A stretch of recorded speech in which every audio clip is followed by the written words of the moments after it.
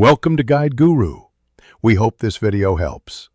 First, inspect the keyboard for a physical Windows key lock switch near the arrow keys. Next, press the Windows key alone and then with Ctrl, Alt, and Fn to test response. If nothing changes, reboot the PC and check an external USB keyboard to isolate hardware versus system issues. Then open Settings and search for Keyboard or Gaming Mode to find software locks.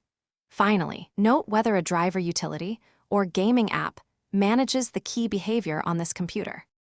Try the common toggle. Press Fn plus Windows or Fn plus ESC to flip the lock state. If that fails, open any keyboard or gaming utility and look for a gaming mode or Windows key disable toggle. Disable that option and apply the change, then test the key again.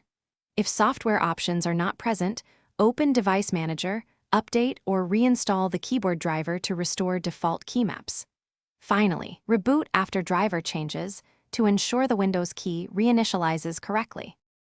For persistent problems, check Group Policy and the Registry for Scancode Map entries disabling the Windows key. Open Regedit and navigate to the keyboard Scancode Map key and remove that entry if present, then reboot to apply changes.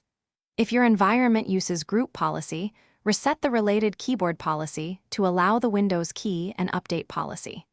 As a troubleshooting step, boot into safe mode or create a temporary new user account to confirm whether the issue is system-wide or...